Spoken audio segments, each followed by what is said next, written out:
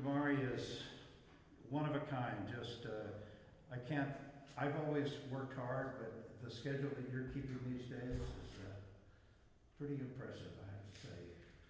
He does it all. You're going to hear a fantastic concert at the end of the week. He's a great teacher, amazing performer, and we're looking forward to it. Anything else you want to say? Thanks for having me. Yeah. It's good to see you, Jim, and it's good to see all of you. A bunch of familiar faces. So, yeah, I'm looking forward to these couple of hours. Let's go for it. Who do we have set up first? And All right, Ann, come on down.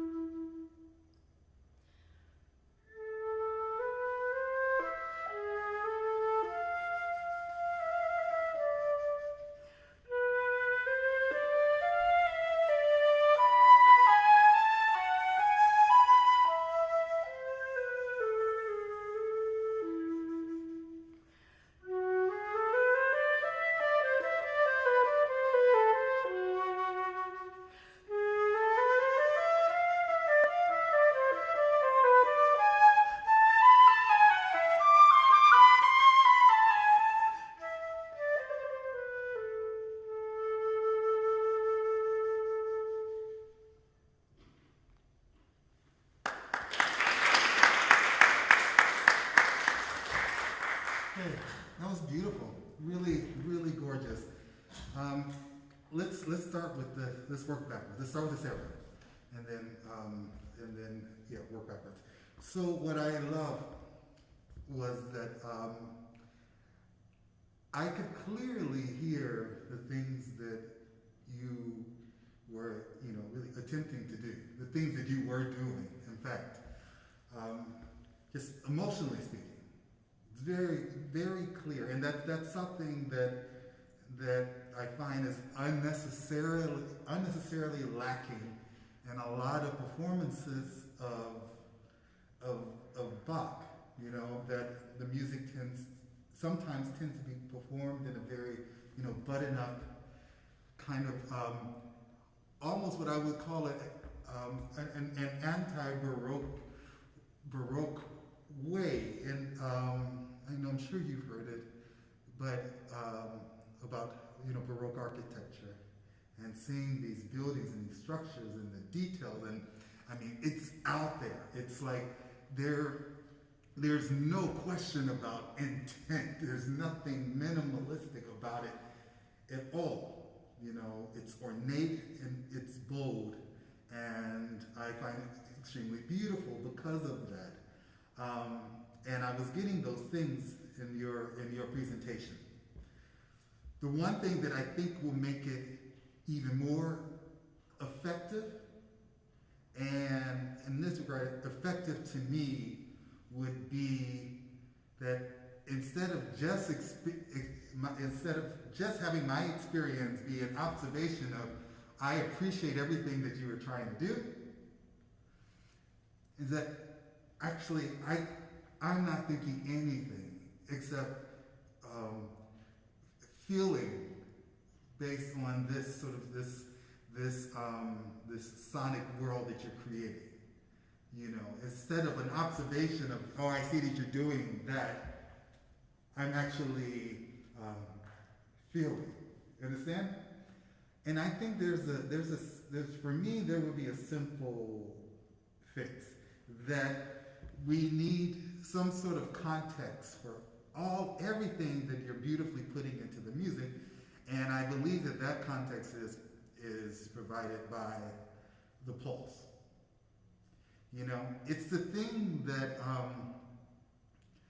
that as long as you're not an anti-pop music classical musician, I really hope you aren't. It's the thing that really can get a stadium full of people just feeling the same emotion when they're hearing this love song, this ballad. It's the pulse. It's the within these strong emotions, you have something that people can grab onto. And in this case, it's the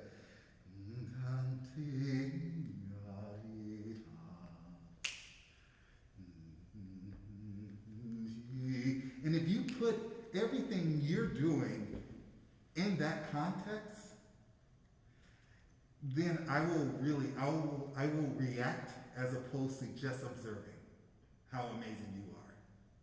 I'll react to it. So, with that in mind, let's start from the top, and do not take away anything that you were presenting before. Like, if anything, step it up a notch, but let's put it all in a pulse that I can connect with. All right, let's try from the top.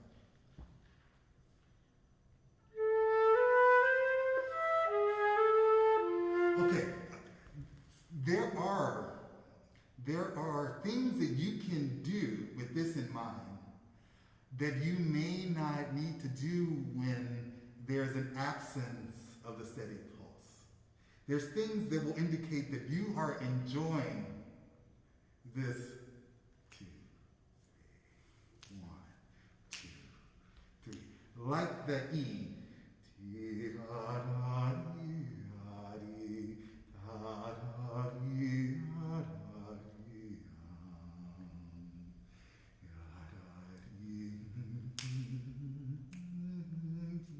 That there's beauty in the pulse. It's not actually holding you back, you're embracing it. Okay? All right, let's try it again.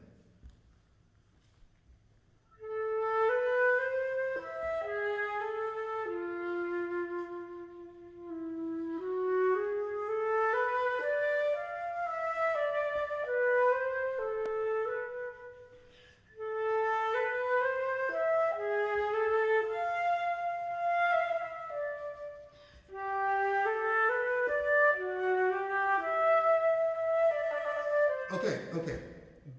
These two gestures, we need a plan. You know, this is another thing that a pulse requires of you, is that if without a plan, then it simply sounds metronomic. You know, so this is also what I mean, that now that we've added this to the equation, I think you're going to actually have to do even more than what you were doing when it was simply beautiful without the bones of this. Okay? So even more expressive, but these two gestures, I would suggest either playing the first one louder or softer.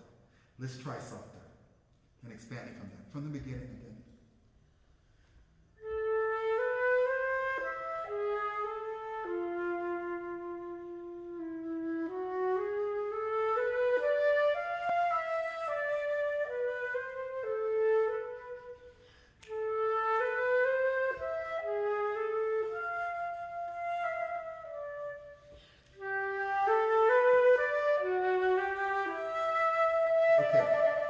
Okay. Once we get this, I trust you for the rest of the piece. I just want to hear the beginning again, and let's try it a hair softer. Right now it's a little too comfortable for me, and I'm not complimenting you for just to compliment you. I'm telling you, your playing is gorgeous. It's really, really beautiful. You have to maximize it. So it's not enough to play the opening bar beautifully, knowing that if you actually take it down 2 notches dynamically, it creates a beautiful tension that will my ears will be yours for the rest of the piece. So really set that mood. Another thing to consider,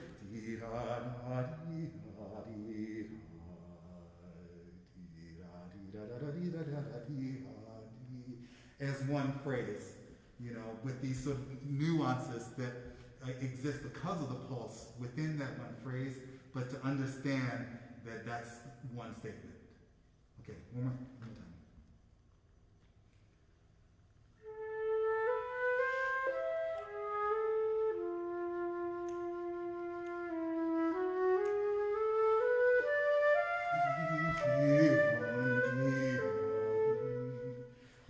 Okay, I'm loving this.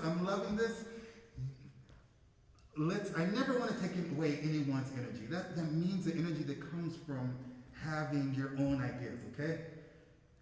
So when I make the suggestion, we're just going to move that energy into a different direction. So just a suggestion that's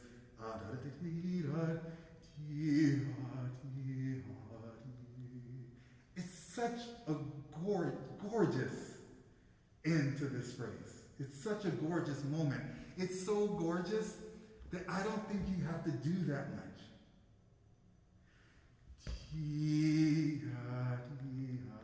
That's an exaggeration.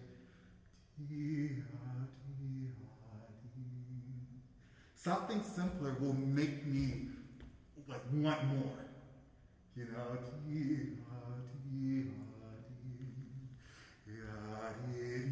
And you step closer to the audience here.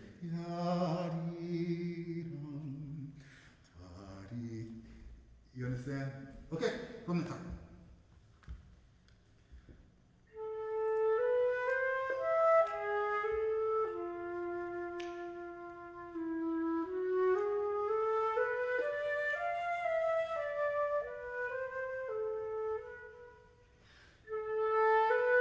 Yeah, don't give up. Don't.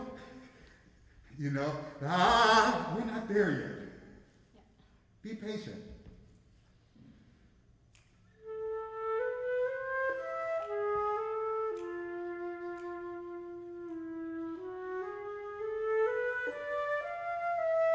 You control this.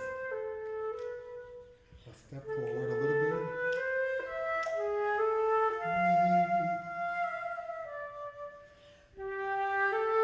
It's too obvious.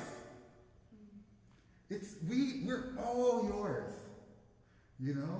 You can be so patient. You can, we're listening. Okay? It's like, if I'm in a bad mood, like I don't have to shout. You weren't shouting. I don't have to shout. You know, when I'm talking like this, that's when I'm at my most effective. You know, when I'm talking like this.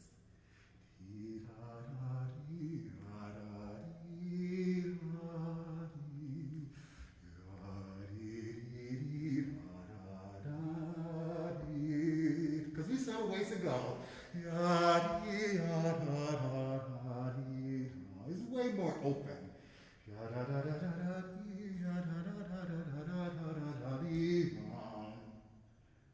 Okay, am I making any sense? Yes.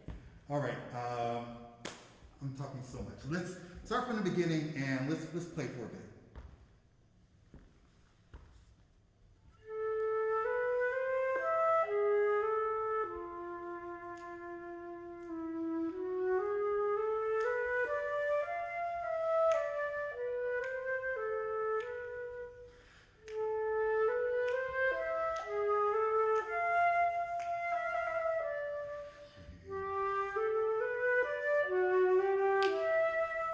Open up a little bit.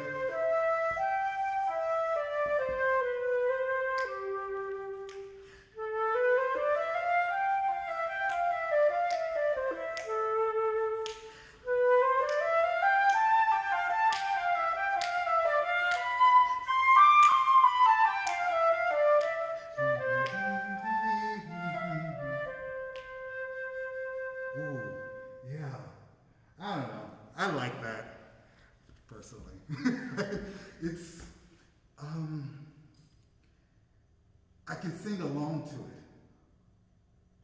You know, and it's that sensation of being in an arena at a pop concert, and I mean, before maybe people are holding up lighters, now people are holding up their phones, and everyone's singing along. It's such an important part of that energy, and they're able to because there's beauty in this.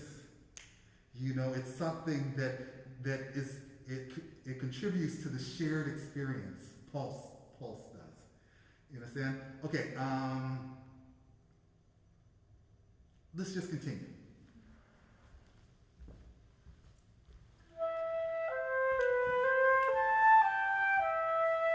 Okay, this is different.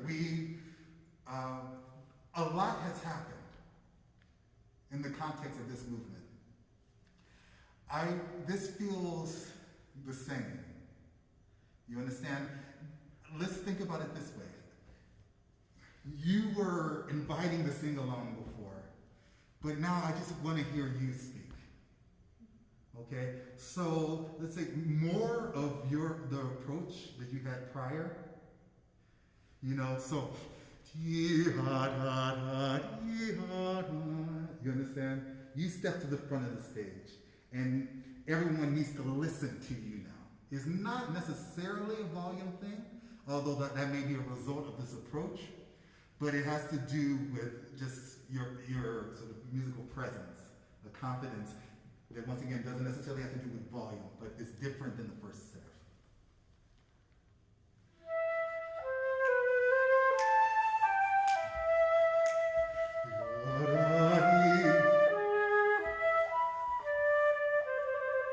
Okay, let's try that again, and let's imagine that perhaps that ornament, you know, the turn, the trill, let's say that is the most special thing that you've done.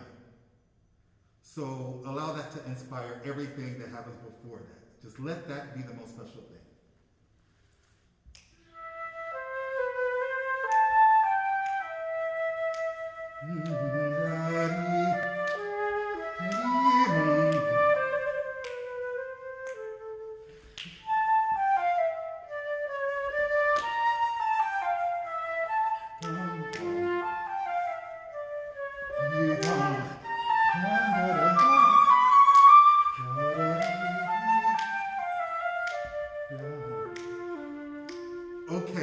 Okay. I like this Once again, it is connected to the attention to the pulse.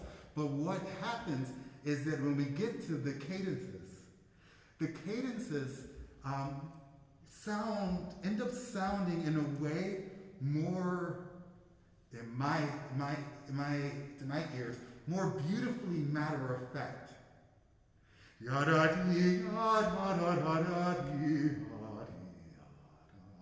I say beautifully matter of fact because it's actually quite refreshing.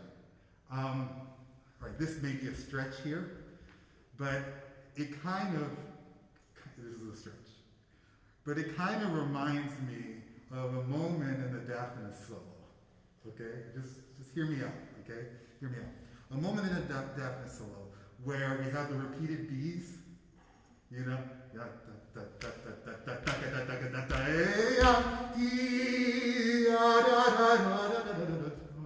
ooh, it's like Ravel goes wide, right? It's so full of emotion, right? But then he quickly goes back to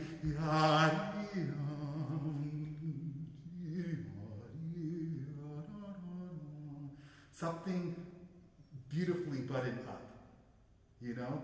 It's like this moment of expression then actually allows the listener to appreciate the things that are a little bit more straightforward. You understand? So everything else was so expressive.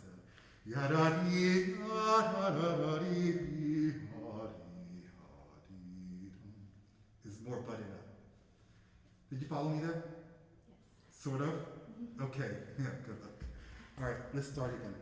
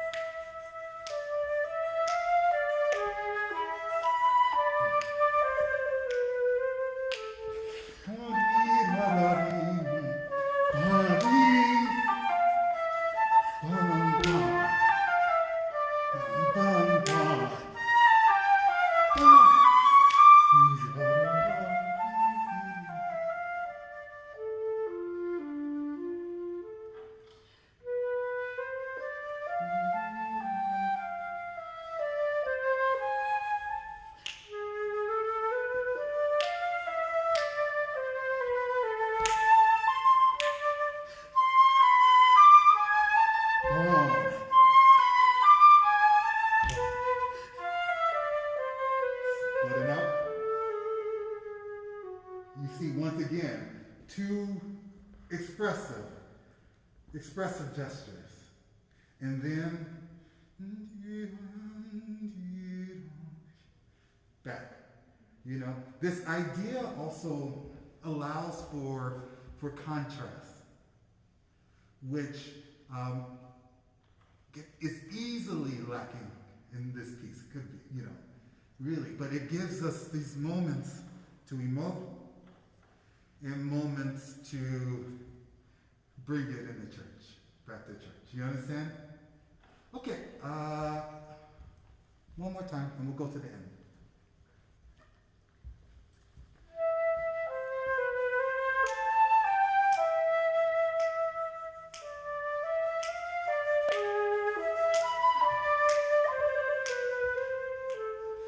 Sha.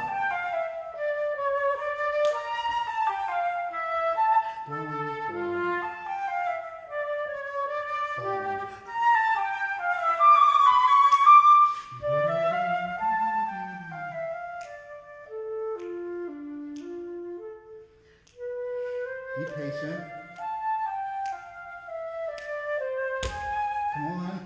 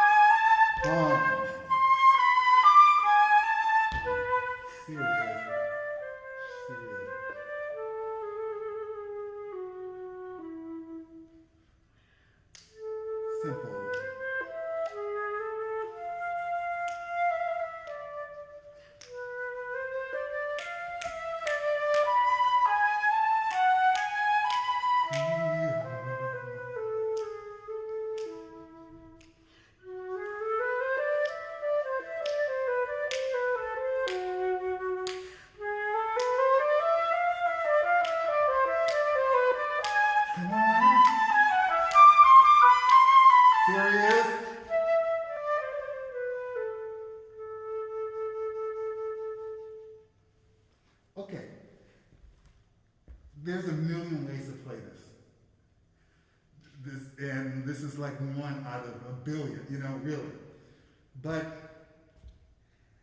I find the beauty about like hearing different approaches and really being a really good sport about trying different approaches is that if you're able to, in a convincing way, do this particular way, then I find it becomes much easier to do any other way convincingly. You understand? But I like this. Really, really beautifully played. All right, we have a few more minutes. Let's go to the front.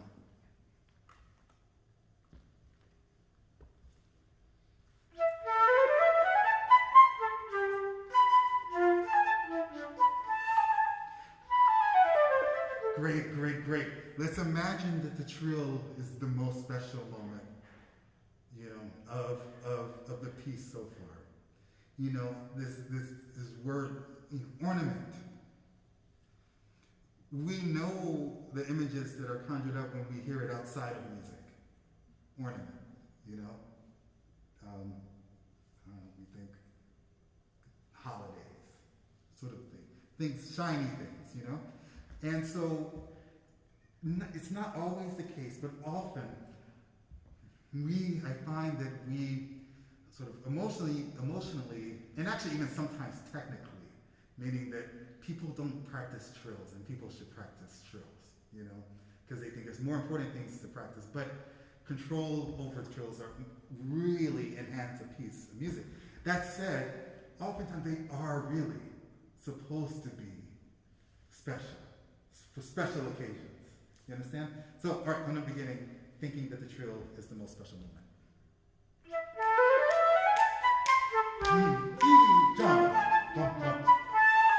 Good.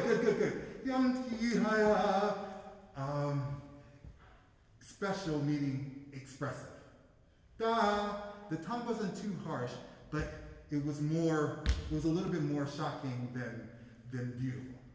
Okay, one more time.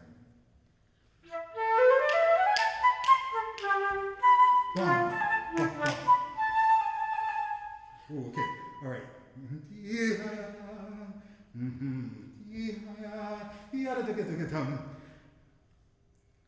I don't know, was it too fancy? A little bit. Okay, let's try it again. Okay, I'm sorry. Yum daga daga dum, yum daga daga dum, yum daga daga dum.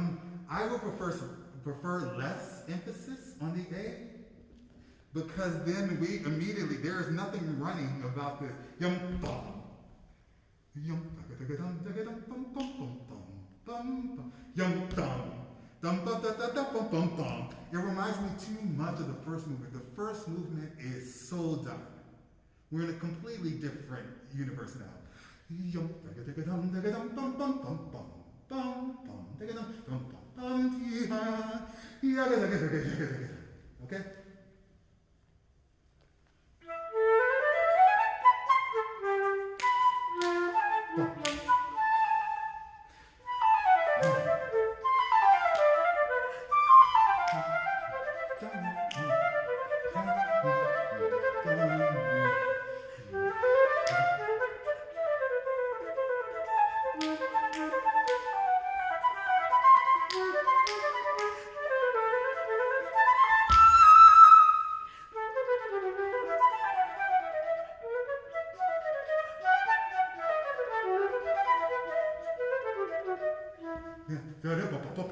Serious.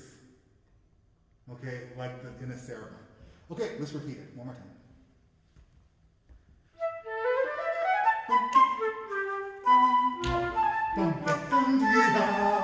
Go.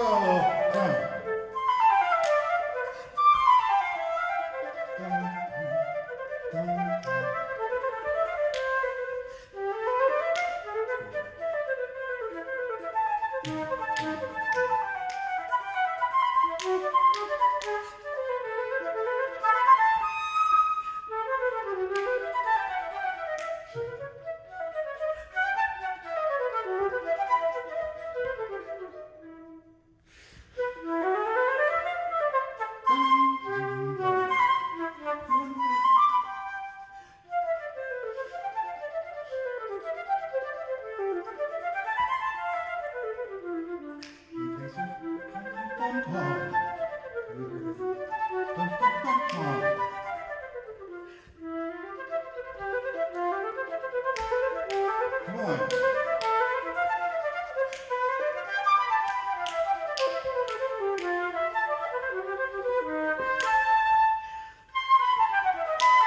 Okay, good. I would do most of it between, if you're gonna do that, between the final note and the second, and the note before. Not 1, 2, 3, yum bum bum. You understand? Okay.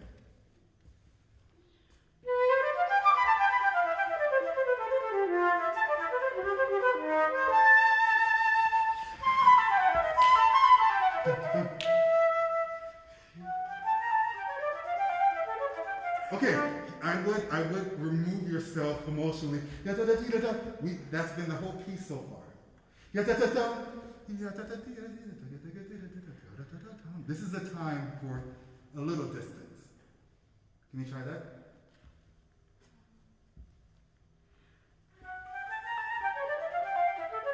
Good, a little before this so we can get the contrast.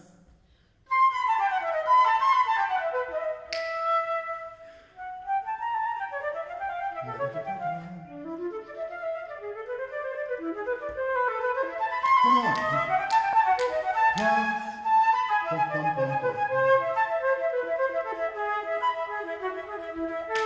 Come on.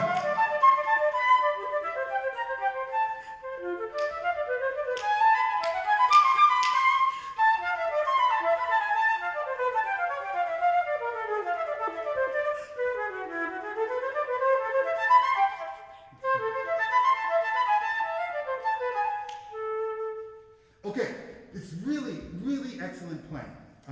Really fantastic. It's so good and it's so spirited and it's so full of life that I think it would be even more like brilliant, intense, reserved, whatever the music needs you to be.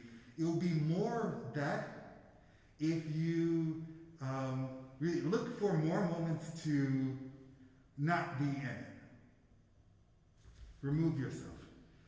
So that what we were able to find in the saraband, this contrast between something that is more obviously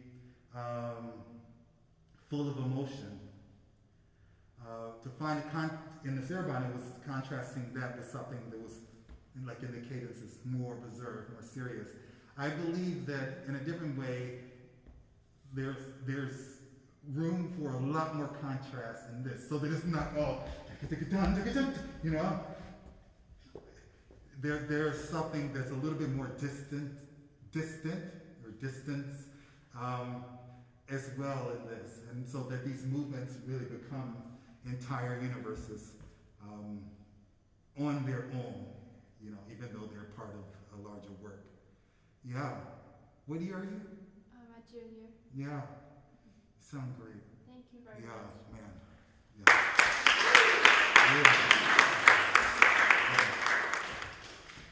You have great students, Jim. Did you hear me? I said, Oh, yeah. I'm I'm just taking it in stride. It's an amazing class. I'm a very lucky guy.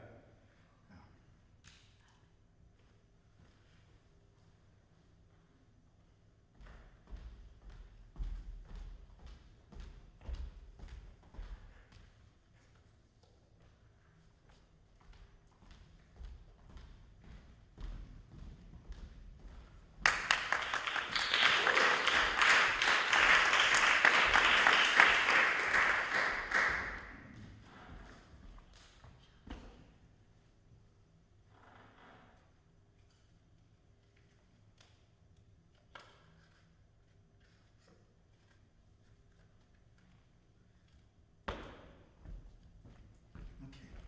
More Bach. Yes. Good. This is very different.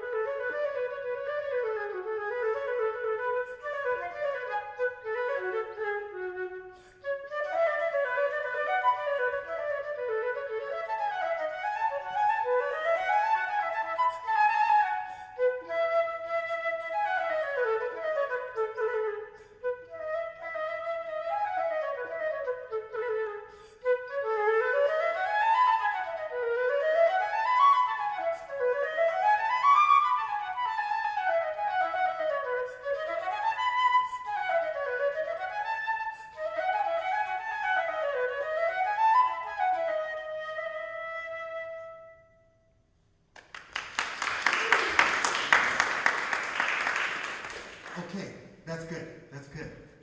Let's go to the first movement. We'll work on both. The first movement, from the very first note, I think it should be clear that this is not just simply put sad music. Okay. It was a beautiful beat, but it could use a lot more motion, a lot more direction. It's a lot more optimism, you know. So let's start from the beginning, and I really convince us from this first note that this is not down, sad music.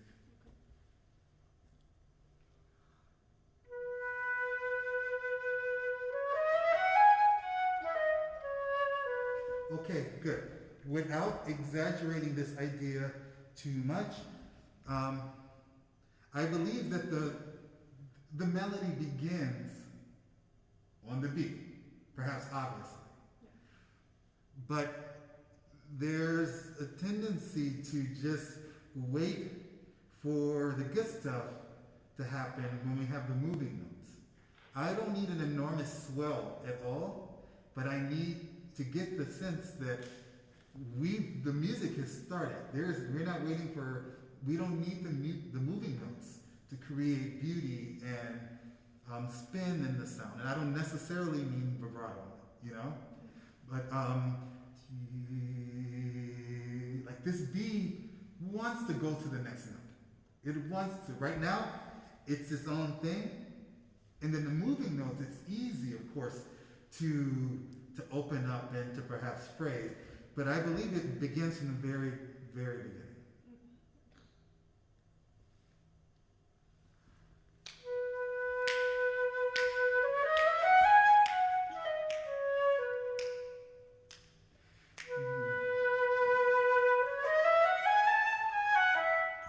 Let's try that again. Let's try this again. So I would suggest to you what, within reason, really, once again, don't exaggerate this, but what I would call or therapy air.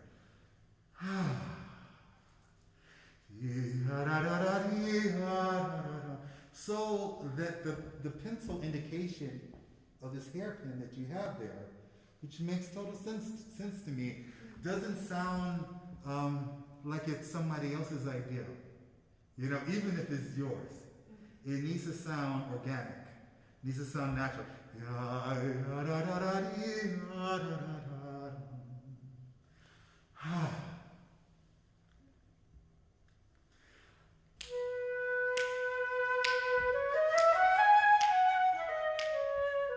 Okay, when you get to the F sharp, so you have all of these wonderful indications. You have a little dash over, you have a little wiggle. Is a wiggle vibrato?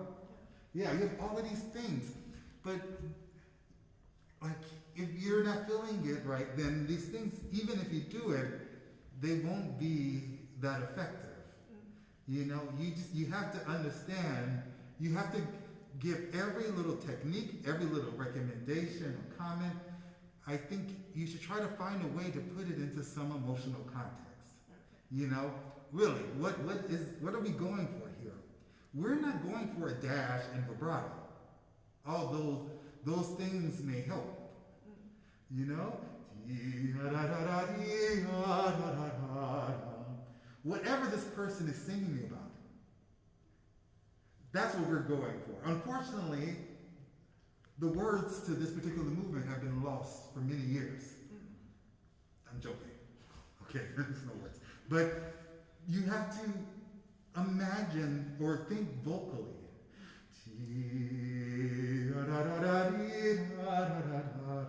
If we're speaking and we're speaking in English, the will be the point of the sentence. Okay.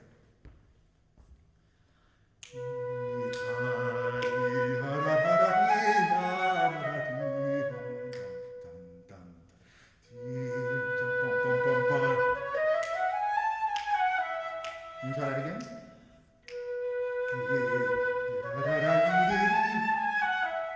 All right, great. It's getting better. One more time from the beginning. So, I still want to hear, and this is the reason why you have a tenuto mark, and this is the reason why you have a little vibrato mark. Here, I want to hear that it is, you understand, and I know you understand. There's no question about that. But I want you to convince me that you understand that that is, simply put, it's a gorgeous note.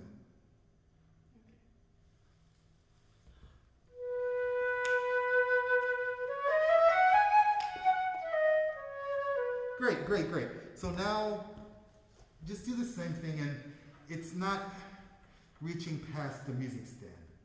You need your, the stage, your theater makeup on, so I can see the expressions on your face if I'm at the back of the hall.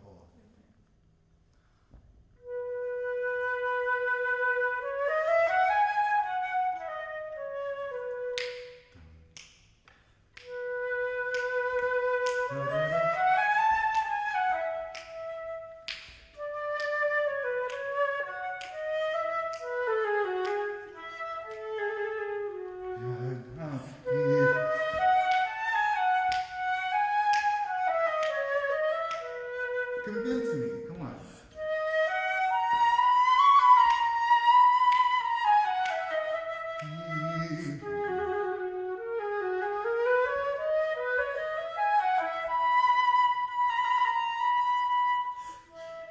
Be patient.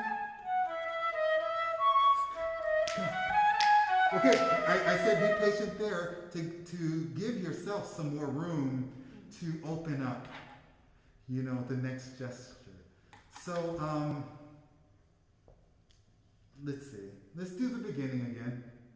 And I don't know. I don't know if this is healthy or not healthy, but I can tell you what I've always done. I've always put this pressure on myself. Like, for instance, if I do this, I'm always music, connected to the flute. But if I do this, when I was younger, I say if I do this, like if I play this expressively, like really go for it, then enough, then I'll be able to I don't know, buy my parents this, or I'll be able to save my family. I would create these this even sometimes imaginary pressure in order to see if I can do it, to go that extra mile. And I still do that. I mean, it's like, it doesn't feel like a negative pressure, but I feel that when I play, that this note will feed me. And I'm not lying. Like, that this phrase, this piece of music will allow me to live in the place I'm living. And there isn't a lie in that at all. It's like, this is not about, it's not about objects at all. But it's almost even about gratitude and understanding the truth about what I do. For instance, if I'm a student, the way I play this could change my life. And there's no lie in that. You understand? So with this, if the music is sunny, and that is the assignment, and that assignment has a reward that comes with it, whether it's real or it's imagined, then you should make this music sound really sunny. You understand what I mean? Yeah. Okay. So this is your shot. Let me hear you. I want to hear this music. Wake up.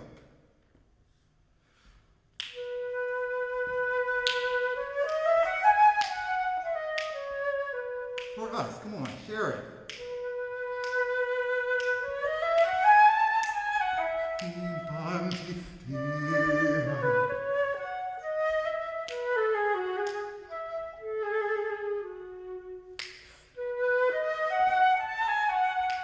Be patient.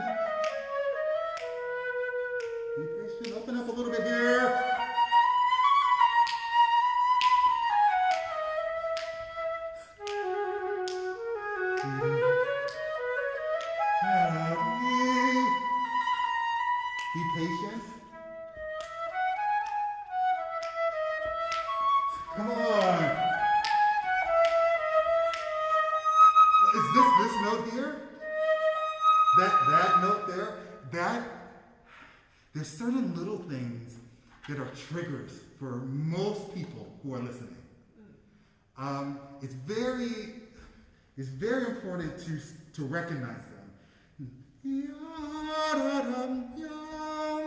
This is one of them. If you play this expressively, it doesn't have to do with more vibrato or anything like that. It has to do with intent. That is the type of thing that even penetrates an audition screen. People can feel that. Can you understand? Can you hear why, possibly? It's a gorgeous note. Okay, I want to hear that.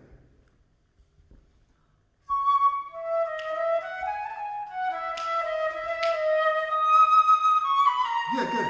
Just play that.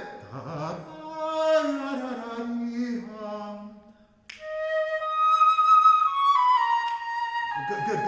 And play it even more expressively, but keep the pulse.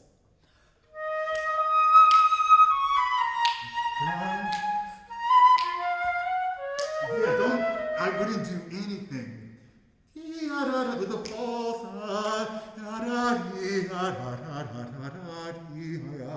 Then after that, make the trill the most beautiful moment of the gesture.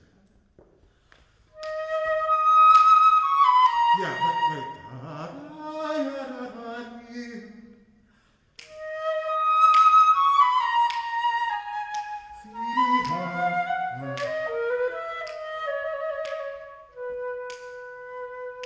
Yes, so you can, I don't really care at all what you do with the final two notes.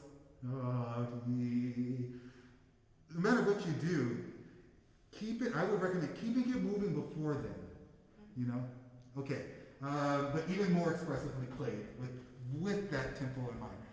Okay, just here from the beginning to here.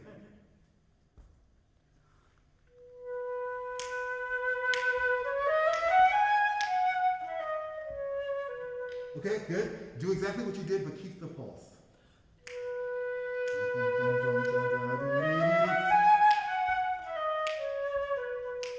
Yeah, it's so much nicer. You don't have to slow down. And it's better if you don't. We just are getting started.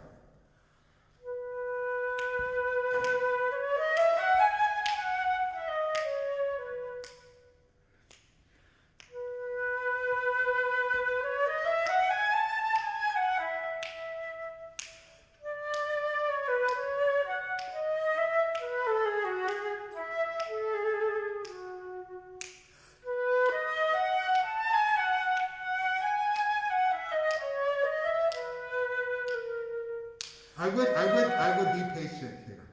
Okay. It's the first of a couple. One more time from the beginning. It's getting better. The more expressively you play, it's weird. It's not a contradiction at all. But the more expressively you play, in a way, the less other things you have to do. Like the less you have to slow down and speed up. You understand? Okay.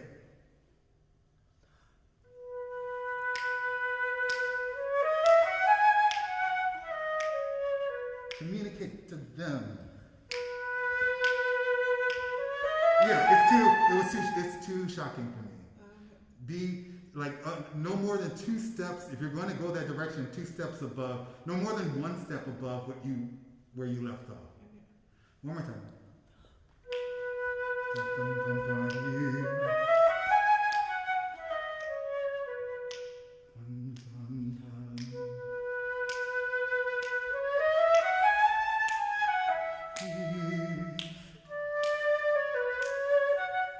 For them.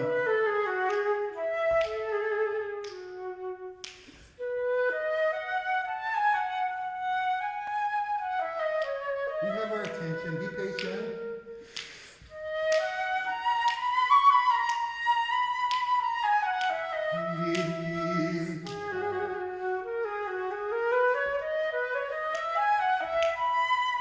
Be patient.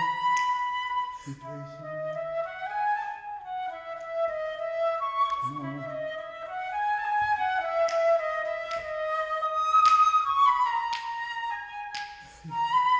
Matter of fact.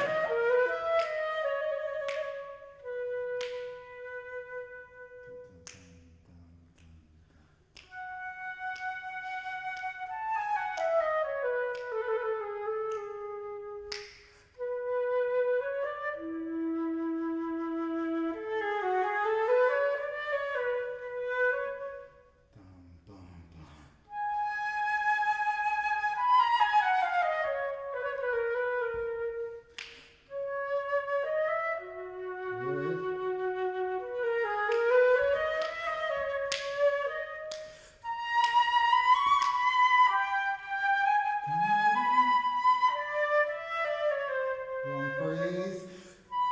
Same thing here. One, da, da, da.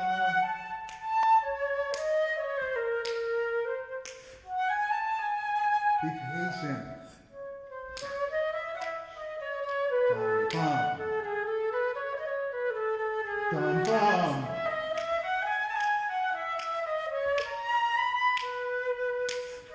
Dum bum ba da dee. Matter of fact. Okay, I know you're running out of air there. That's fine. That's for you to worry about. But some of the cadences can be. When I say matter of fact, you know what I mean? I don't mean boring.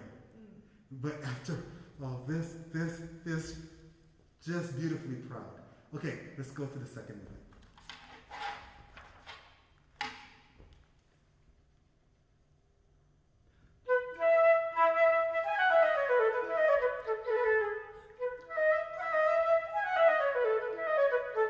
Okay.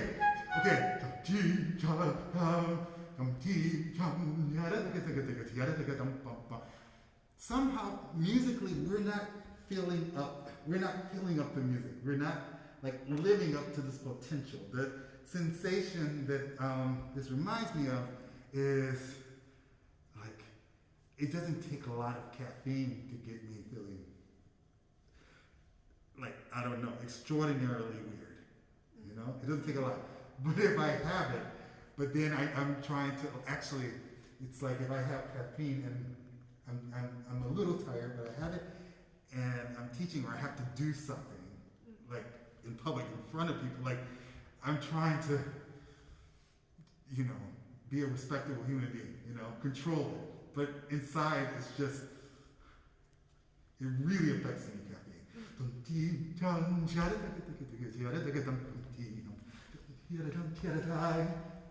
I'm missing that, you know, blood boiling inside, in the best sense, you know? Okay.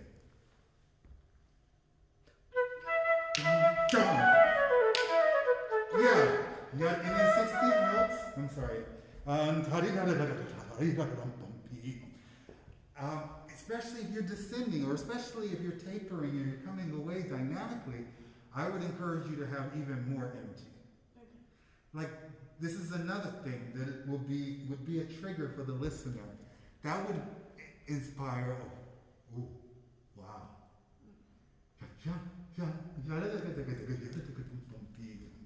Then my ears are all yours then.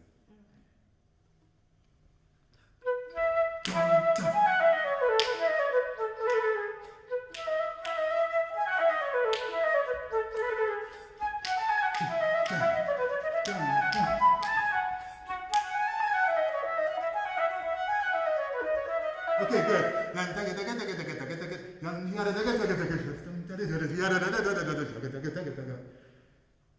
It could, I hear this as two different voices. It could be from the same person. But that's one way to shape it. Honestly, it's not the only way. That's like more. But at least it's something. Okay, right there.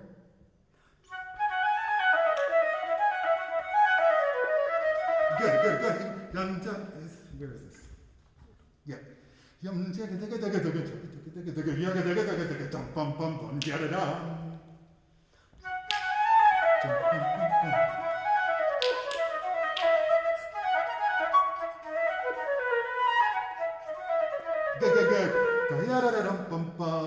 I know we're at a brisk tempo, I would say, but we shouldn't be so fast that we can't enjoy that octave. It's a vocally expressive moment from the beginning.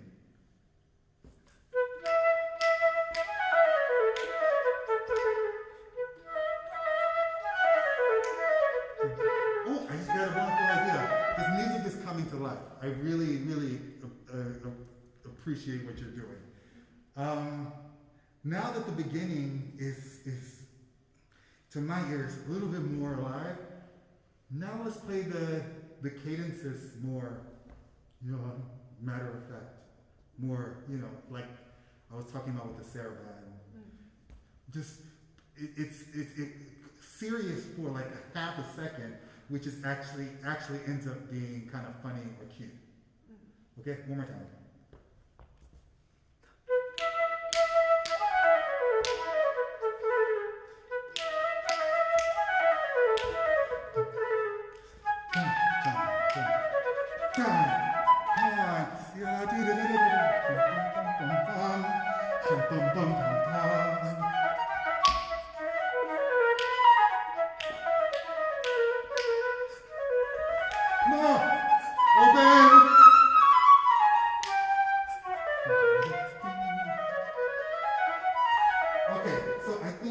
I think that's enough.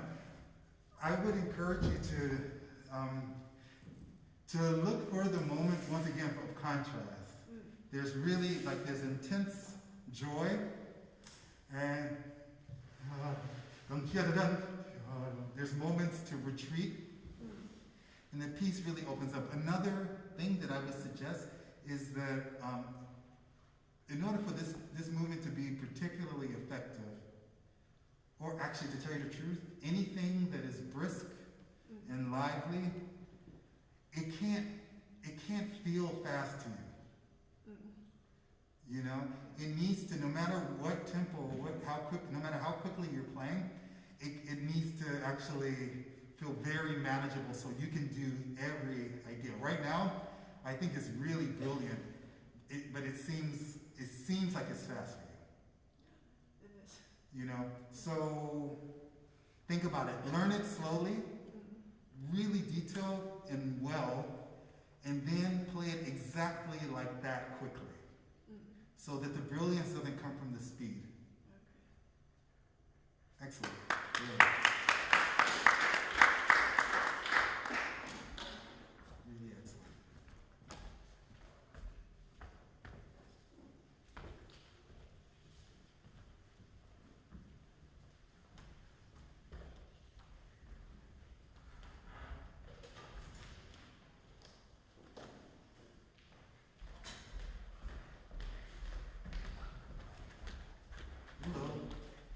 We've met virtually. But Yeah, I was going to ask you if you ever met in person. No. I don't think All right, nice to meet you in person. Nice to meet you. Morning.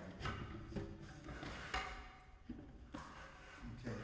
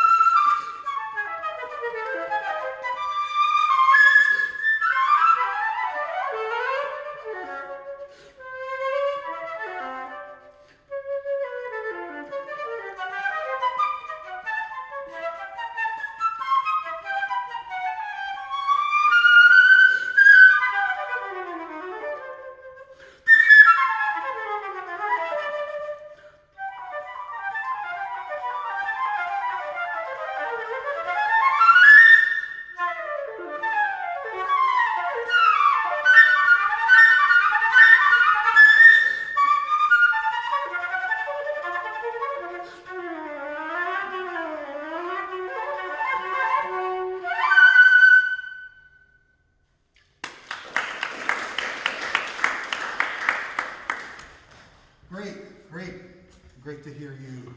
Great to hear you live. Thank you. So, if you had a flute superpower, which you do, we all do, what would yours be? Like, what would I want it to be, or what is it? No. What is it? Oh, What's your flute superpower? probably playing pretty loud. Yeah. Is there a different answer to, like, if the question is, what do you want your superpower to be? To play as soft as You would, I imagine you, it being. Yeah. okay, but you would want that to be the thing that is special about you. That's what I'm asking. Sure, but in a more figurative sense, not just play soft technically, but the ability to emote the more intimate moments. Okay, so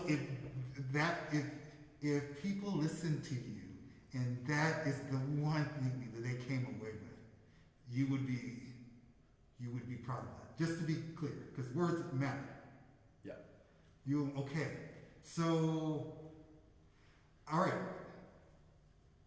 Fascinating to hear you say that. It really is. Are you going for that though? Depends on the section, I think, of the music. So in certain sections here, Can yes. you pick a section where you would love for your superpower to be to play beautifully soft, Sure. and you are really trying to make that superpower, that ability a reality? Sure.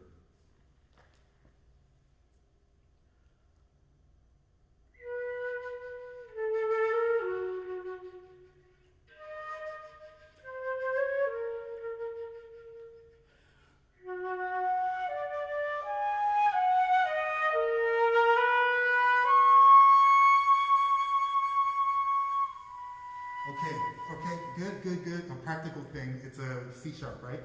Not a D flat. Yeah, C sharp. Yes.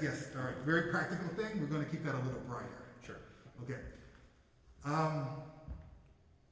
It's interesting because the way that you're playing right now is like a person who's like who wants to love babies. They want to, and they're holding a baby, and they don't have any experience holding babies, so they just look like they just look uncomfortable, and that's part of the problem. Because you're holding a baby. Sure. And you look scared. That's what it sounds like to me. It's like, you're really trying to play soft, but this is your dream. I want this to be my superpower. I'm not convinced by it. Mm-hmm. Just play, I would think about the mood more than I would think about the volume. Okay. When you play with your powerful sound, it's quite effective, but the reason why, I wouldn't suggest that be your superpower, is because, it's a specific mood that is not always appropriate, honestly. Go for the mood. I wouldn't worry about playing as softly as you can right now. Sure. If this is something that you are really focused on, in an effort for it to sound a little bit more natural, if that was, what dynamic was that for you? Forget about the music, but what was it for you? Pianissimo. It was a pianissimo. Then let's play a mezzo piano. Sure.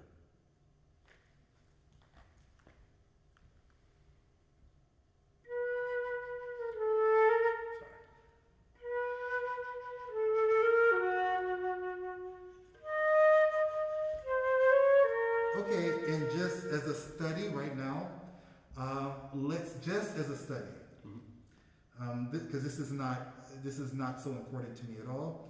Let's simplify everything else you're doing and just focus on the mood that you're setting with the sound. So do less, nuanced music making and just play beautifully.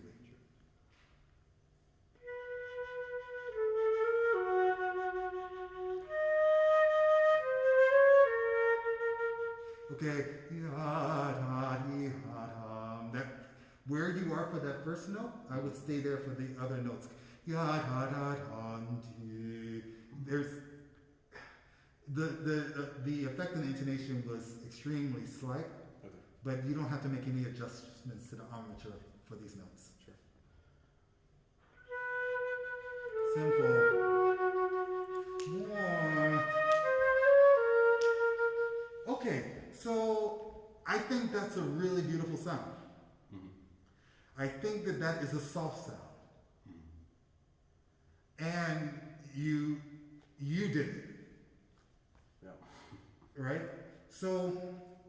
I think we need to find different words to get you to where you want to be. And I don't think the soft is the word for you. Okay. You know, because for some reason it's foreign. Mm-hmm. You know? So what mood was that for you? What mood did you just create? Well, I'm reading the paper, but like tenderly. So Yeah, I would go for tender is a goal for you. Sure. And I would do that across the board. Anytime you have soft, I would think about playing tenderly right now because that was easy. It was comfortable. Mm-hmm. Okay? Let's start from the top. And by the way, out of curiosity, can we play even the fortes tenderly? Yes.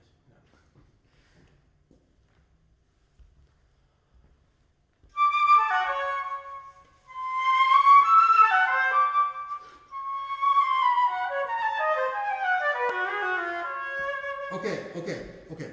So, I mentioned to, who did I mention this to? Maybe, was it Ann? Maybe it was Ann. About this idea of not taking away anyone's energy. So I wanna redirect. Sure. Because there is, which lends itself to what you do really well, these forte dramatic moments. Mm-hmm. I mean, it's like you can fill a space with sound, no problem. There's a tension with that is so appropriate. Mm-hmm. So it is a work full of passion, but I think we need more charm. Mm-hmm. I think there's too much tension. Okay. In a way that I don't think necessarily serves the music well. So, I just want to say something really quickly. Mm-hmm. When I was your age, or even you're a grad student? No? Mm-hmm. Yeah. Actually, when I was an undergrad, I had a really, really good friend that I played duets with, flute player. And I remember, this was in Philly, after we just had a stack, we'd take out a stack of music like this from the library, and we would just go through it all. And I was gonna walk her home through Rittenhouse Square. And we're walking, and I'm like, you sound so beautiful. Like, she really did. You sounded so beautiful, and like, the sound was so like velvety and dark and rich, and she got really mad. Really mad. I could not understand why because that's really not what she was going for. That's not her idea of a good sound. But I realized that day, I thought about it, like, I was just in shock. She really didn't like my compliment at all. And I realized, well, maybe that's what I like in the sound. So I embrace those things. Velvety, dark, rich sound. And if I'm hearing myself correctly, it may be my superpower. I spend all of my time trying to sound as bright as possible. And I never sound bright. But every time I play, I'm trying to sound as bright as possible. I'm not thinking about the thing that is natural. I'm aware of it and I use it. You know, it's just, you know, things like Salome, you know, or like Brahms 4, you know? It's, I can go for that, you know? But my point is, go for the opposite. Because what you're doing naturally is taken care of. Mm-hmm. So let's go for more nuance and charm. Sure.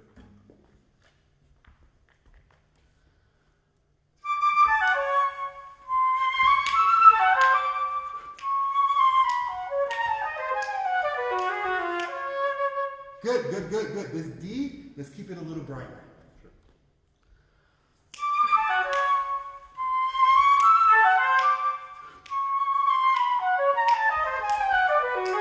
Yes, good.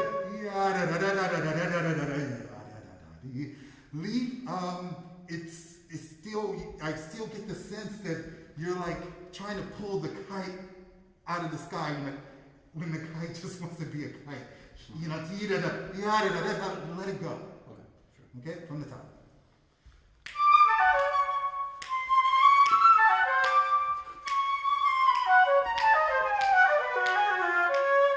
Okay, and even when you're showing up that low register, you can think full, but the trigger word is tender. Sure. Okay.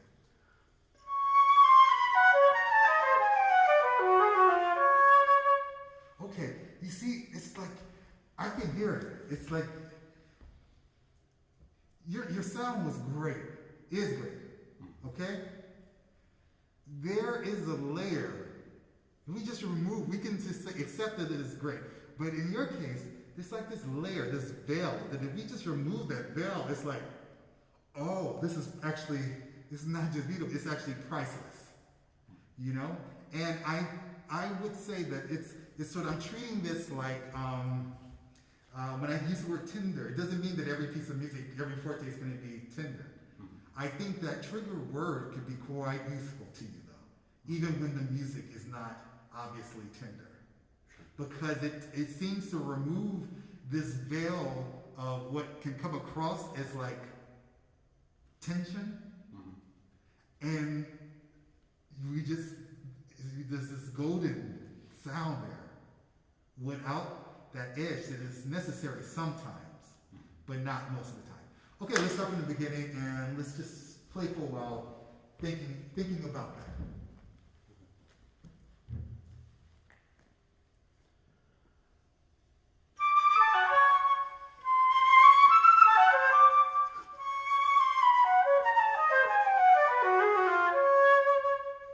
Oh my goodness, I'm sorry.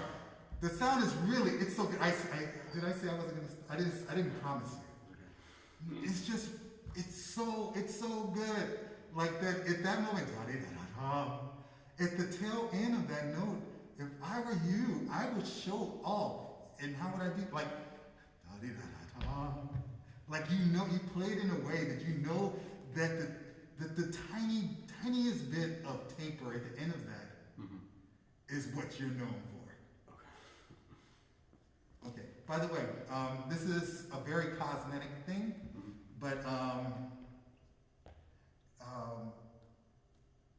I hope you understand what I'm saying here. But I would look how you're sounding now. So everything that we've talked about with the sound, I would consider your this is weird, but your on stage persona to go with the new suit you're wearing. Okay.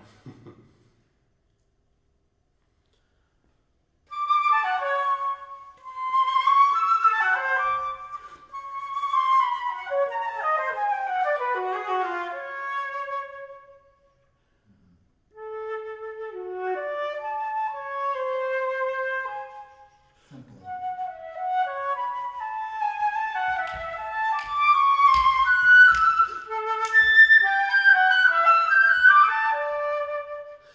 There too, like you know, you don't have to actually literally taper. Sure. But it's just this beautiful inflection of like that the person who knows that they sound beautiful will emphasize. Yeah, okay. The volume is fine. You're tender. Okay.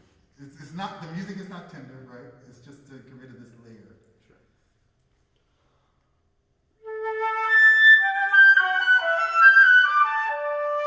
Okay, great. Can you play with that sound, but play super expressively, whatever that means for you?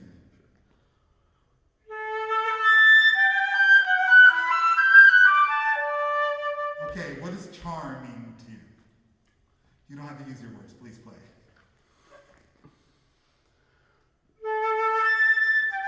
Wait, so that is, it's such a sweet sound. You know, this, you can record yourself and you can determine that this is the direction you want to go in, because the only thing that really matters, especially when it comes to sound, honestly, is like, you have to be happy with it, because it's everything. It's your calling card. It's like it's your voice. And you know, just because I can talk like this doesn't mean, you know, and someone says, oh, that's a beautiful voice. I'm not going to talk like that. Mm-hmm. So, from my ears, I think it sounds, I hear so much potential, not in your ability, but I hear so much potential for the sound based on whatever the music is asking you to do from the way you just played now. As opposed to the way you played before, which is very convincing, very strong and impressive, and in a way that good luck having me, I give that much power. I would love to have that. That said, it's hard for me to imagine you playing a different way when you present that. But here, it's, you know, there's a universe of things you can do now. Okay, all right. Yeah. Let's just continue, and I'm going to try to just be quiet. I want to hear you play.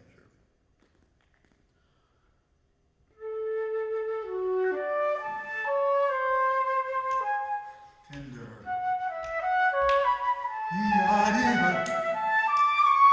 Charming. Charming.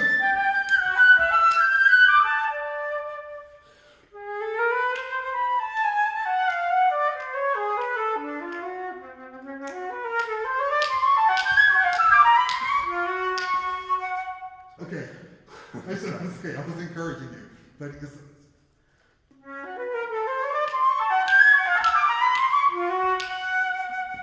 come on. Okay, good. Da-dee-da, da-dee-da. Keep the energy that you're playing with, but please relax the body. Okay, sure.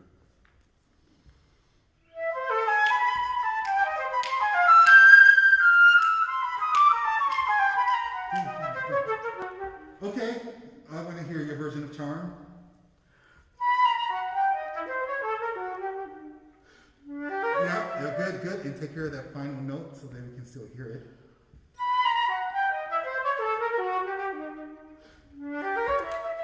Great.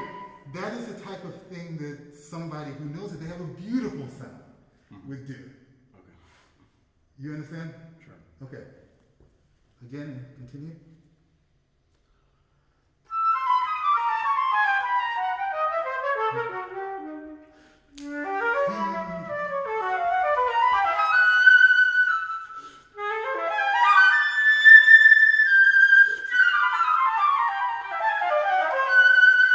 Okay, do all of that, and stay engaged, but watch the tension in the upper half of your body.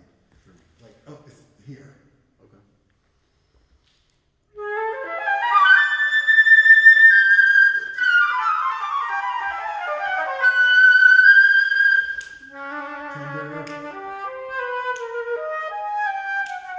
Tender.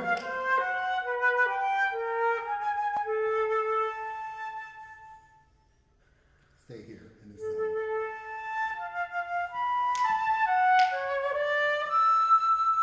Yeah, actually, actually could be a little brighter. It probably was right in tune, but it felt sad. Okay.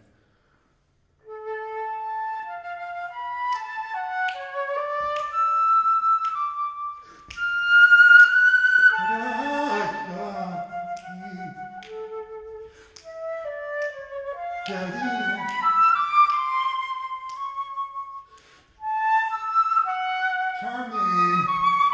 No, not dee-da, take these flowers, they're for you. No. Dee-da-da-da.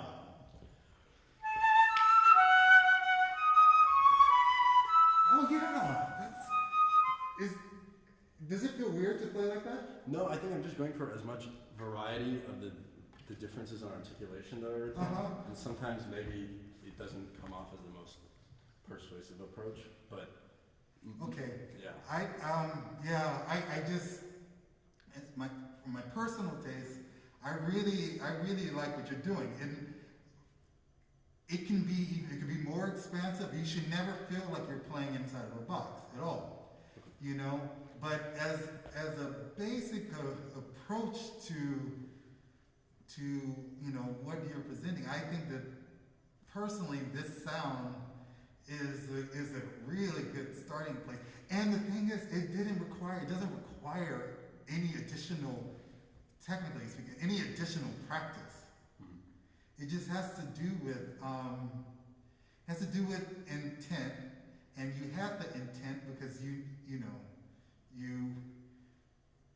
said you wished your superpower was this, but then finding out what your body will respond to, because you're well trained enough for so that you don't have to think about every single action. Like you don't have to think about everything you need to do to walk.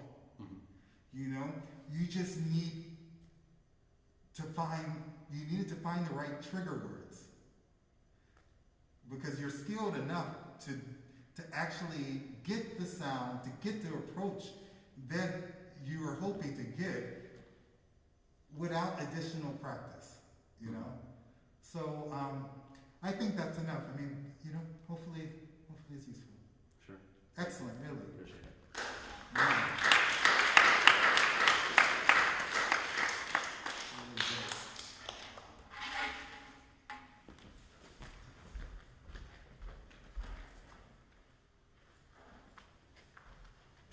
So I remember when playing the Sibelius Violin Concerto on the flute was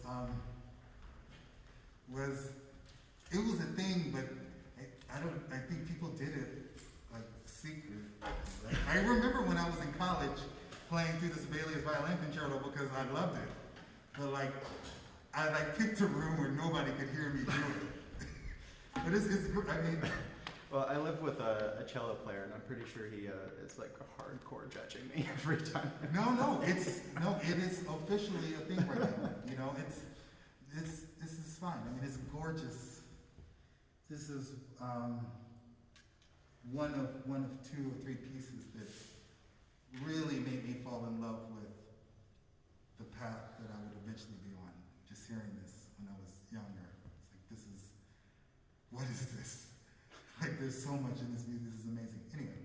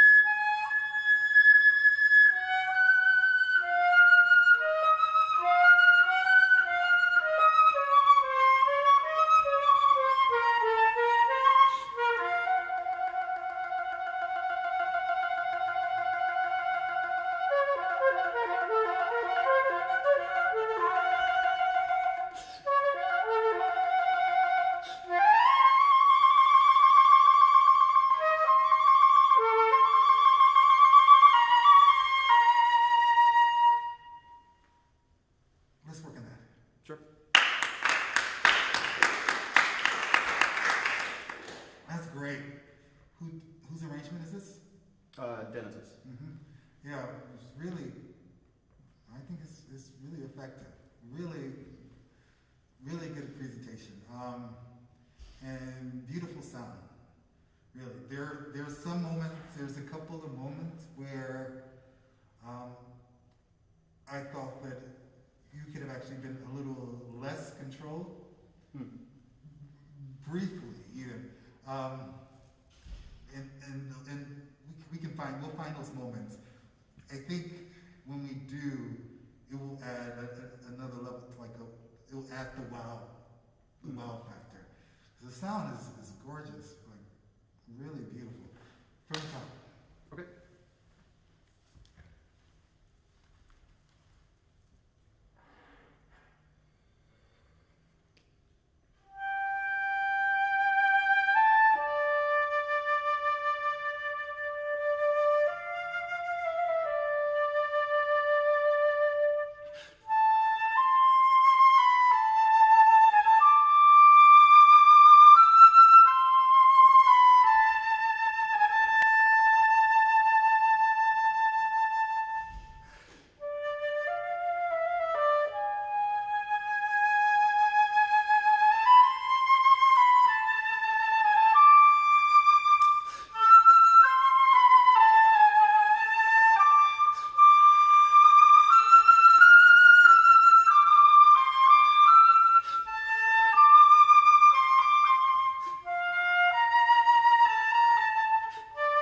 Okay, good.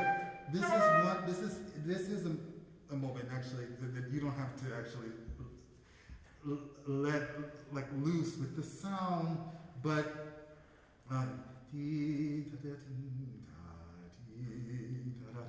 if I would try to find the line where find out how far you can go to still be rhythmically accurate.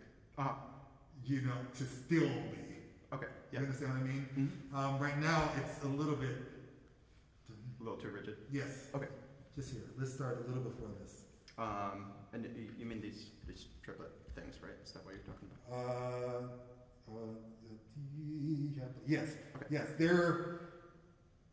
They feel really right. But there's a land where you can play them right.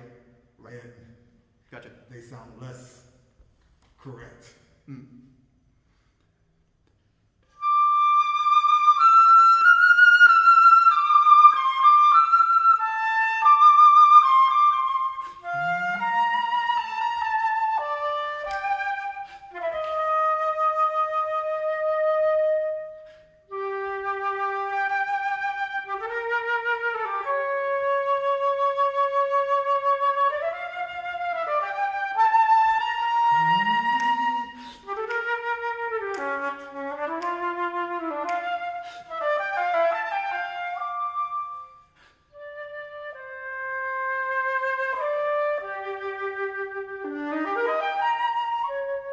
Where's this? Yeah.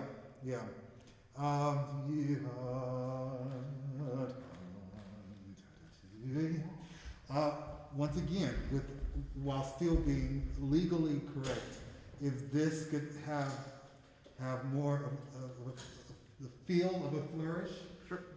without changing what's there. Okay.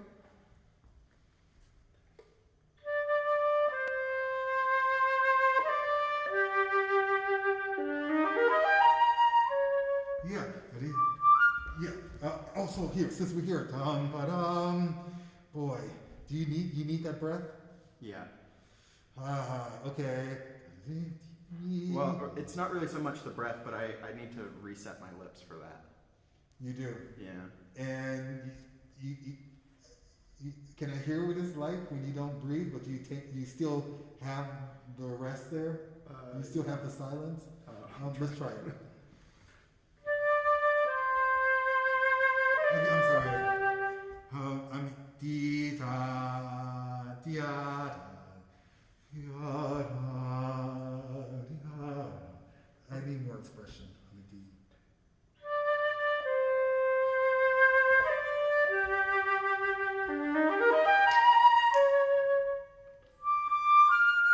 Yes. So yes, to avoid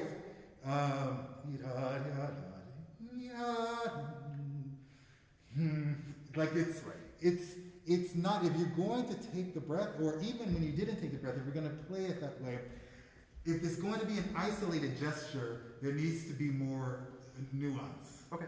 You know, I mean, you can even do what's written with this little mini crescendo on the F.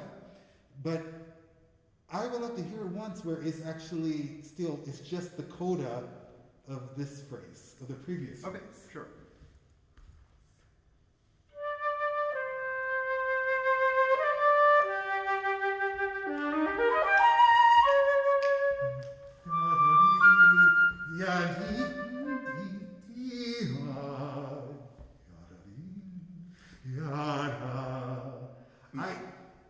At least that's how I've always heard it.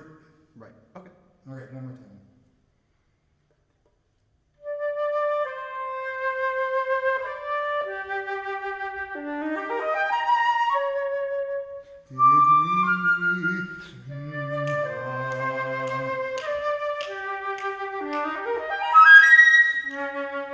Okay, and one other small thing.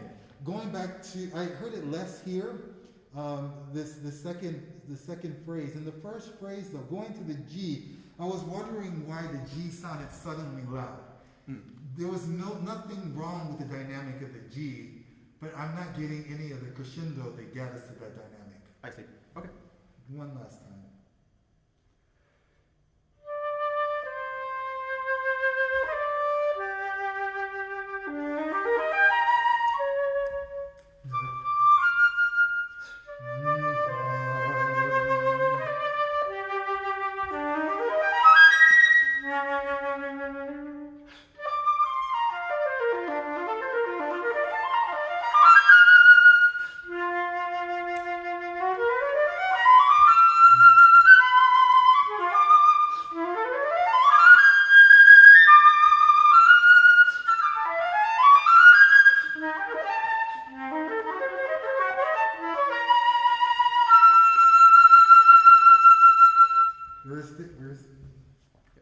Yeah.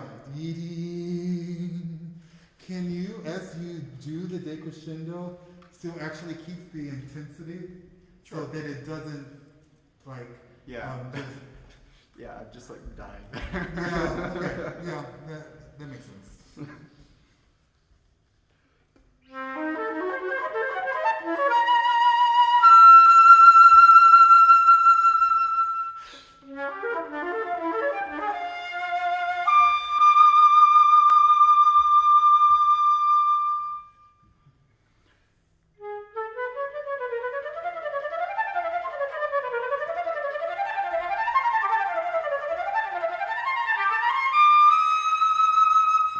Okay. How are you doing with your air? You had Fine. You're Yeah. fine.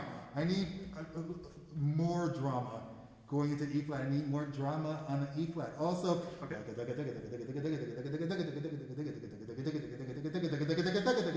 Also, I need from this C, I should be able to hear that there are different tiers here. Okay. That we are still going up another level to the E flat.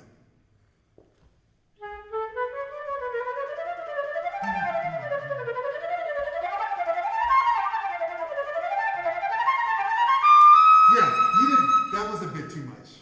Okay. You know, you don't have to totally elongate it. Right. But Okay. yeah, just a little. One more time.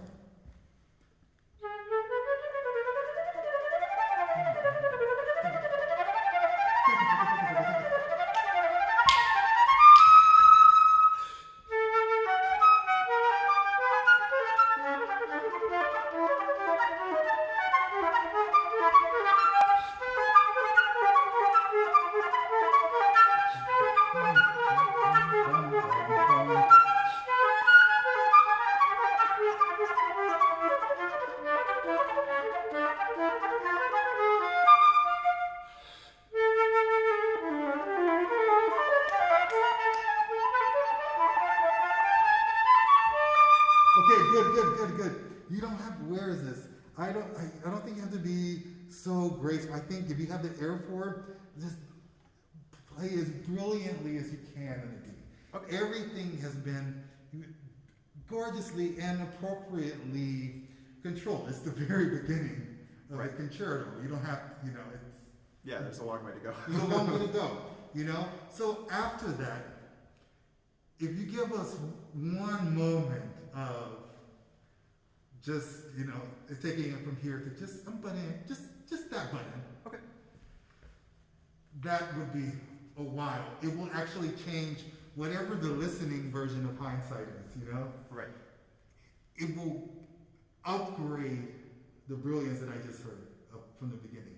Let's try the progression leading into just not maybe Maybe this last bit yes. here? Okay.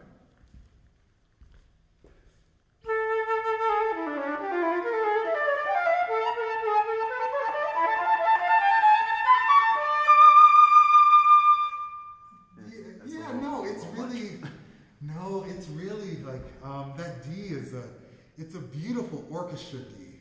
Mhm. But you're playing a Sibelius concerto. We need a soloist D. Yeah, okay.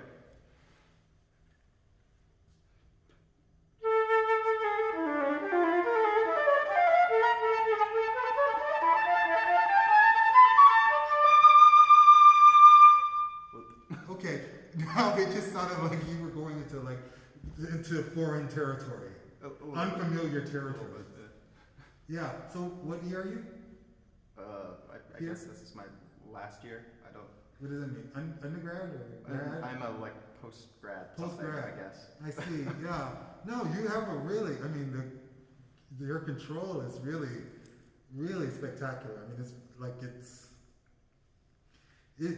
it's great. I mean, yeah, it's really beautiful.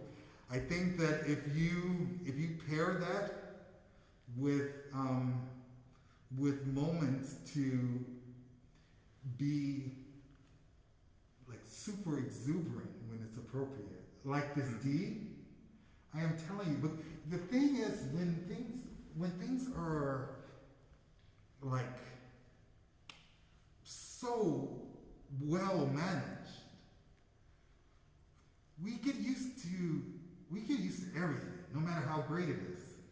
You get used to it, and by the end of the piece, I've known what I knew at the beginning of the piece, that you are a really, really terrific flutist. And I don't mean that as an insult. Right? It's a fact. You're a really terrific flutist. Gorgeous sound. But if you actually play that D brilliantly, Yeah. I'm trying to come up with words to describe how your performance made me feel. Right. You understand? Yeah. I mean, it's a simple request. I don't need for you to go overboard with it. I do not need you to change anything else you're doing. I'm talking about just a little extra. seasoning. Yeah. Just a tiny bit. Okay, let's try one more time and then continue.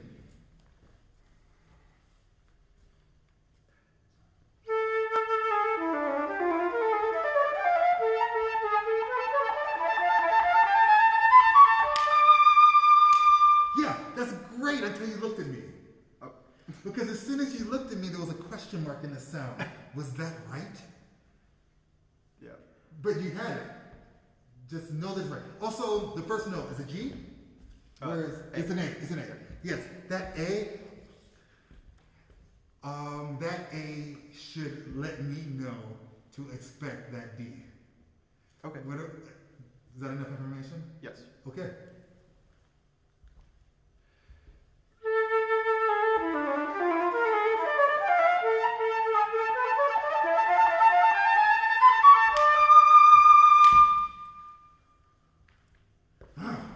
Yeah. Okay, let's continue. Okay.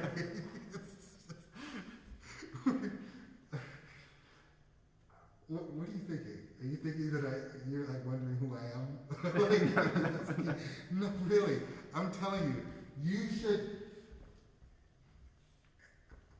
If I were you, I would look for every moment like that. Okay. In every piece that you play. Okay.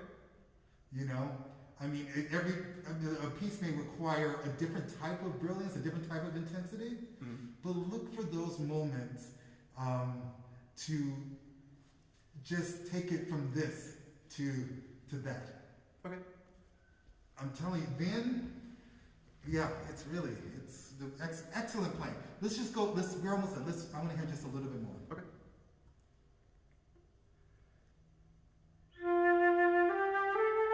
Yeah, I don't. that first note should be enough information for me. Yeah, I didn't like it. Sorry. Okay.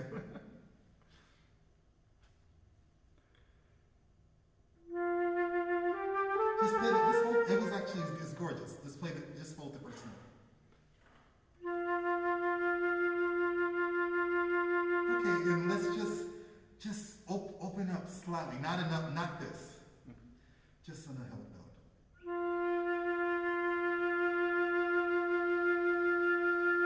Okay. Boy, I wish I could read minds. You know, no, I really actually don't. Because I don't know what people are thinking about me. But I kind of wish I could read your mind now. Like, what do you think? Like, what are you really thinking there when you play that help note? I don't know if I have like a concrete thought. Like, I don't know. It's just more like a feeling rather than like I don't. That's think fine. of phrases. No, that's fine. That's good. That's good. That's fine. Can you play it again and play it since this is a feeling-based approach? Yeah, or more like a color. I understand. This is fine. Can you play it and knowing, just adding one element to this? Can you play it knowing that that note is having an effect on me? Okay. Just a note.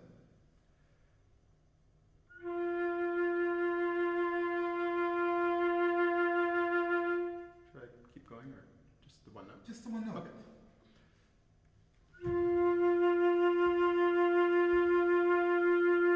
So, I'm just curious. This sounds funny, I know, but do you know that note sounds good? Yeah. You know that it sounds beautiful. Yeah. And you were thinking that I am also thinking that note sounds beautiful, sort of? Like you were Sort of. aware of it. Yeah. Okay, just be aware. It sounds so funny, but you know, you need to know your, not a general superpower, but you need to know what you're doing could be something that I will never forget. You know, in any moment like that, if you're able to experience it, it's really, I mean, one of the countless reasons why art is so important. You know, so I remember. Was I still in school? I was still studying. Hillary Hahn, I believe, was still in school too. But she had already, you know, embarked on her. She was already Hillary Hahn. You know, she's already a soloist. And I remember hearing her play while I was a student.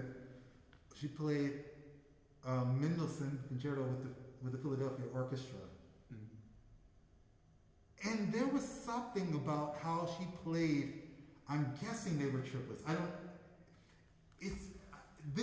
The feeling that she created with her rhythm. And this was like, you know, this is over 20 years ago. Oh yeah, way over 20 years ago. But it's still with me. How she played something that I don't even know what part, but that feeling is like I can remember, and I just remember being so mesmerized. Another instance, this summer at Aspen, Augustine Headley played a recital. Walked out on the stage. Well, this was just impressive. Walked on the stage, no piano, nothing, no stand, just Augustine, and an hour and 20 minutes worth of music. I will never forget at the end of some movement in some Bach sonata, his bow arm, how he ended this note. I mean, it was so like, it wasn't about the perfection. It was, I mean, I don't know. It just affected me. It really matters. I know we're out of time. You know, so you play beautifully. Look for these moments to really, really be brilliant. Okay. You know, it just takes one note, and that note can stick with me for the rest of my life. You know, okay, yeah, you're excellent. Really excellent. Great.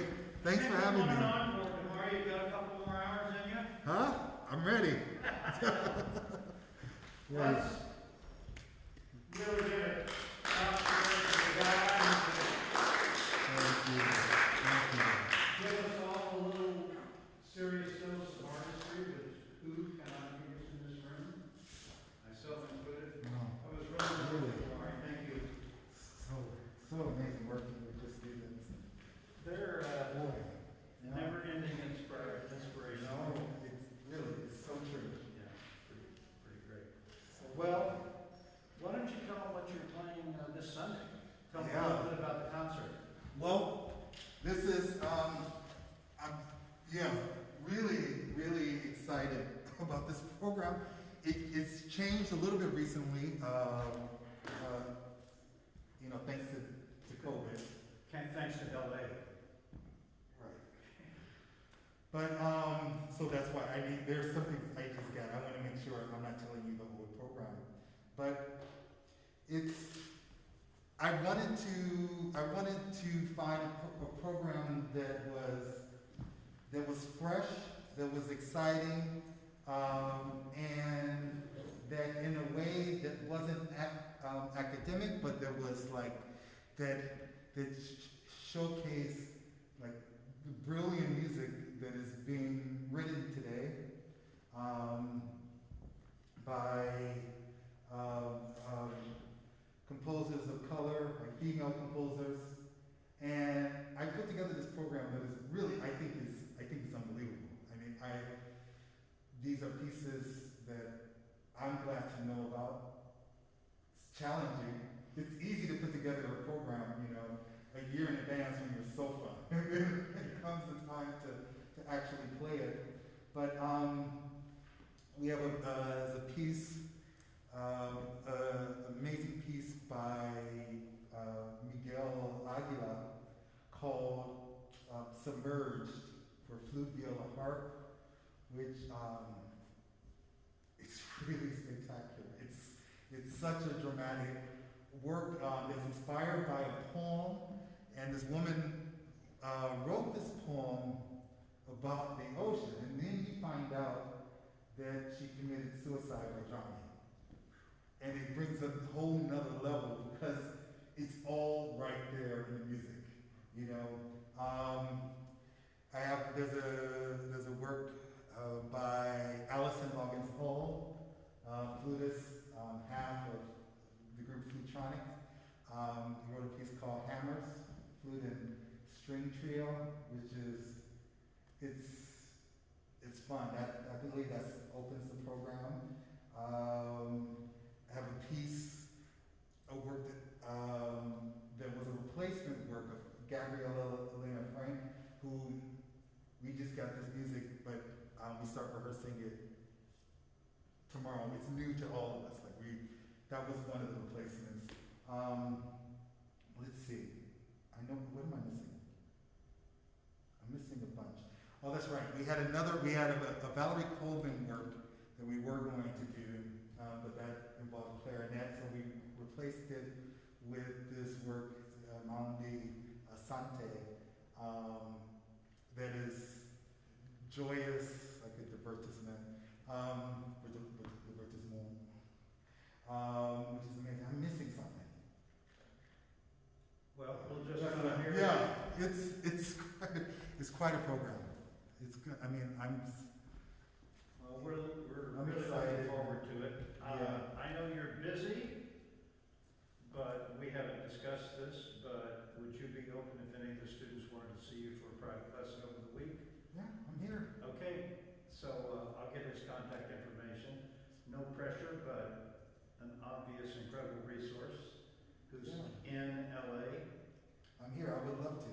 Yeah. Really, you guys are fantastic. And you can use my studio for sure. Cool. Yeah? You sure? So one more round of applause.